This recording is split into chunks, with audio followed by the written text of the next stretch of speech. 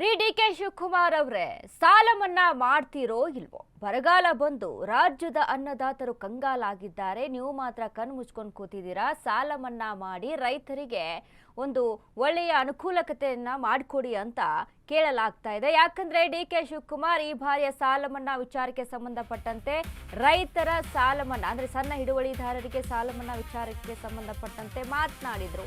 ಆದ್ರೆ ಇದೀಗ ಡಿ.ಕೆ ಶಿವಕುಮಾರ್ ಸಾಹೇಬ್ರು ಏನ್ ಮಾಡ್ತಾರೆ? ಸಾಲ ಮನ್ನಾ ಮಾಡ್ತಾರೋ ಇಲ್ವೋ? ಬರಗಾಲ ಬಂದು ಅನ್ನದಾತರು ಕಂಗಾಲಾಗಿದ್ದಾರೆ. ನೀವು ಸಾಲ ಮನ್ನಾ ಮಾಡದಿದ್ರೆ ರೈತರ ಸ್ಥಿತಿ ಅಧೋಗತಿ ಆಗುತ್ತೆ. ಸಾಲ ಮನ್ನಾ ಮಾಡೋ ತನಕ ನನ್ನ ಹೋರಾಟ ನಿರಂತರ. ಸಿಎಂ ವಿರುದ್ಧ ಮಹಾಸಮರ ಸಾರಿದ ಮಾಜಿ ಸಿಎಂ. ಆ ಮಾಜಿ ಸಿಎಂ ಯಾರು? ಸಾಲ ಮನ್ನಾ ಅಷ್ಟು ಸುಲಭನಾ?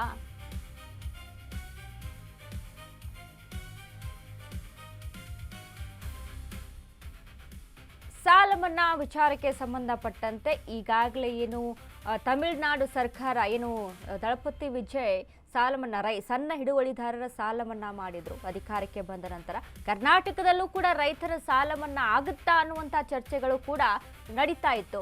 ಬಟ್ ಡಿ.ಕೆ ಶಿವಕುಮಾರ್ ಅದ್ರ ಬಗ್ಗೆ ಧ್ವನಿನೇ ಎತ್ತಾ ಇಲ್ಲ. ಅದ್ರ ಬಗ್ಗೆ ಯಾವುದೇ ರೀತಿಯಾದಂತಹ ಹೇಳಿಕೆಗಳನ್ನು ಕೊಡ್ತಾ ಇಲ್ಲ. ಸೈಲೆಂಟ್ ಆಗ್ಬಿಟ್ಟಿದ್ದಾರೆ. ಹಾಗಾದ್ರೆ ಏನ್ ಮಾಡ್ತಾರೆ? ರೈತರ ಸಾಲ ಮನ್ನಾ ಆಗುತ್ತಾ ಅಂತ ಇದರ ವಿರುದ್ಧ ಸಿಎಂ ವಿರುದ್ಧ ಮಹಾ ಸಮರ ಸಾರಿದ್ದಾರೆ ಮಾಜಿ ಸಿಎಂ. ಹಾಗಾದ್ರೆ ಆ ಸಮರ ಸಾರದಂತ ಮಾಜಿ ಸಿಎಂ ಯಾರು ಅನ್ನುವಂತ ಕುತೂಹಲ, ಈಗ ಪ್ರಶ್ನೆಗಳು ನಮ್ಮ ಮುಂದೆ ಇರುವಂತದ್ದು. ಯಾಕಂದ್ರೆ ಬರಗಾಲದ ವಿಚಾರಕ್ಕೆ ಸಂಬಂಧಪಟ್ಟಂತೆ ಅನ್ನದಾತರು ಕೂಡ ಕಂಗಾಲು.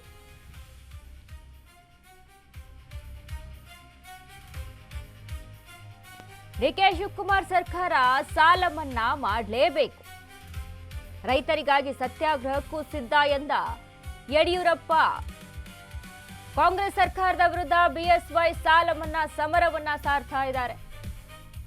ಬರಗಾಲ ಸಂದರ್ಭದಲ್ಲಿ ರೈತರ ಸಾಲ ಮನ್ನಾ ಮಾಡಲೇಬೇಕು ಅಂತ ಹೇಳ್ತಾ ಇದ್ದಾರೆ. ರೈತರು ಧೃತಿಗೆಡುವ ಅಗತ್ಯವಿಲ್ಲ, ನಾನು ಧರಣಿಗೆ ಸಿದ್ಧ ಅಂತ ಹೇಳಿದ್ದಾರೆ ಬಿಎಸ್ ಯಡಿಯೂರಪ್ಪ. ವಯಸ್ಸಾದರೂ ಹುಮ್ಮಸ್ಸು ಕುಗ್ಗಿಲ್ಲ ಎಂದ ಬಿಎಸ್ ಯಡಿಯೂರಪ್ಪ.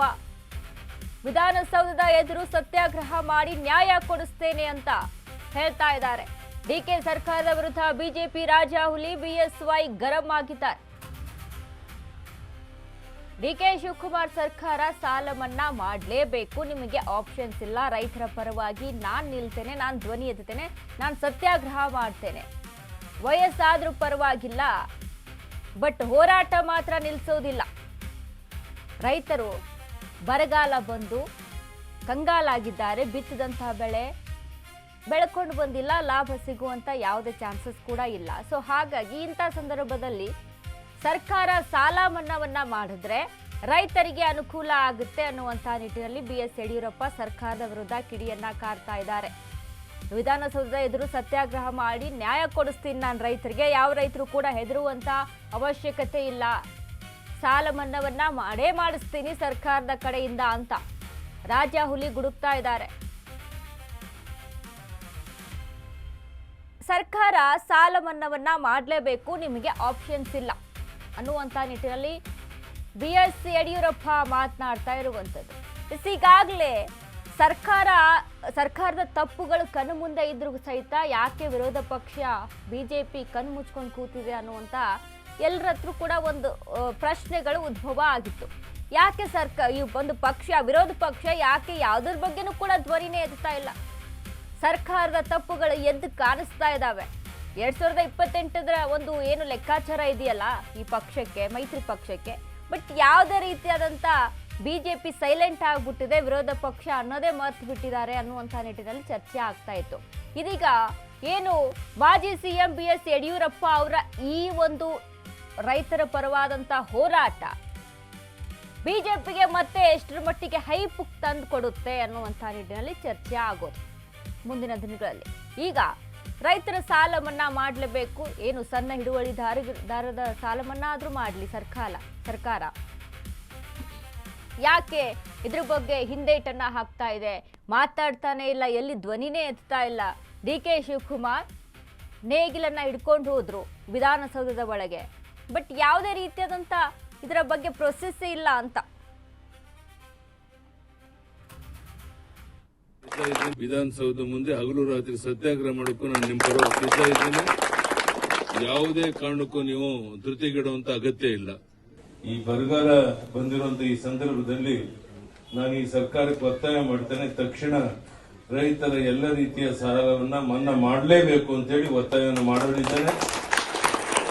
ಅಗತ್ಯ ಇದ್ರೆ ನಾನೇ ವಿಧಾನಸೌಧ ಮುಂದೆ ಧರಣಿ ಕುಂತು ಸತ್ಯಾಗ್ರಹ ಮಾಡಿ ಚಳುವಳಿ ಮಾಡಿ ಆದ್ರೂ ನಿಮಗೆ ನ್ಯಾಯ ಒದಗಿಸಿಕೊಡುವಂತಹ ಪ್ರಾಮಾಣಿಕ ಪ್ರಯತ್ನ ಮಾಡುತ್ತೇನೆ ಅನ್ನೋ ಭರವಸೆಯನ್ನು ಕೊಡ್ತಾ ಇದ್ದೇನೆ. ವಿಧಾನಸೌಧ ಮುಂದೆ ಹಗಲು ರಾತ್ರಿ ಸತ್ಯಾಗ್ರಹ ಮಾಡೋಕ್ಕೂ ನಾನು ನಿಮ್ಮ ಪರವಾಗಿ ಸಿದ್ಧ ಇದ್ದೇನೆ. ಯಾವುದೇ ಕಾರಣಕ್ಕೂ ನೀವು ಧೃತಿಗೆಡುವಂತ ಅಗತ್ಯ ಇಲ್ಲ. ಈ ಬರಗಾಲ ಬಂದಿರುವಂತ ಈ ಸಂದರ್ಭದಲ್ಲಿ ನಾನು ಈ ಸರ್ಕಾರಕ್ಕೆ ಒತ್ತಾಯ ಮಾಡ್ತೇನೆ, ತಕ್ಷಣ ರೈತರ ಎಲ್ಲ ರೀತಿಯ ಸಾಲವನ್ನ ಮನ್ನಾ ಮಾಡಲೇಬೇಕು ಅಂತೇಳಿ ಒತ್ತಾಯವನ್ನು ಮಾಡಲಿದ್ದೇನೆ. ಅಗತ್ಯ ಇದ್ರೆ ನಾನೇ ವಿಧಾನಸೌಧ ಮುಂದೆ ಧರಣಿ ಕುಂತು ಸತ್ಯಾಗ್ರಹ ಮಾಡಿ ಚಳುವಳಿ ಮಾಡಿ ಆದ್ರೂ ನಿಮಗೆ ನ್ಯಾಯ ಒದಗಿಸಿಕೊಡುವಂತಹ ಪ್ರಾಮಾಣಿಕ ಪ್ರಯತ್ನ ಮಾಡುತ್ತೇನೆ ಅನ್ನೋ ಭರವಸೆಯನ್ನು ಕೊಡ್ತಾ ಇದ್ದೇನೆ. ವಿಧಾನಸೌಧ ಮುಂದೆ ಹಗಲು ರಾತ್ರಿ ಸತ್ಯಾಗ್ರಹ ಮಾಡೋಕ್ಕೂ ನಾನು ನಿಮ್ಮ ಪರವಾಗಿ ಸಿದ್ಧ ಇದ್ದೀನಿ.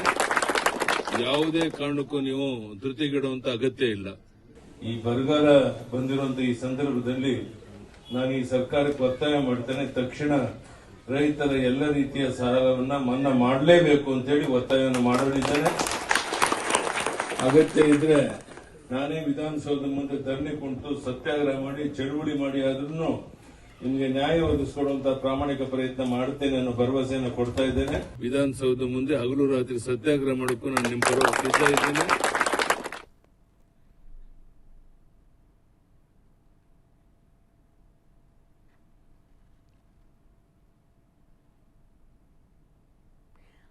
ಅಶ್ವಿನಿ, ಏನಿದು ಯಡಿಯೂರಪ್ಪರ ಹೋರಾಟ? ಸಿಎಂ ಡಿಕೆಶಿ ಸಾಲ ಮನ್ನಾ ಮಾಡ್ತಾರಾ ಅನ್ನುವಂಥ ನಿಟ್ಟಿನಲ್ಲಿ ಸಾಕಷ್ಟು ಚರ್ಚೆಗಳು ನಡೀತಾ ಇರುವಂಥದ್ದು.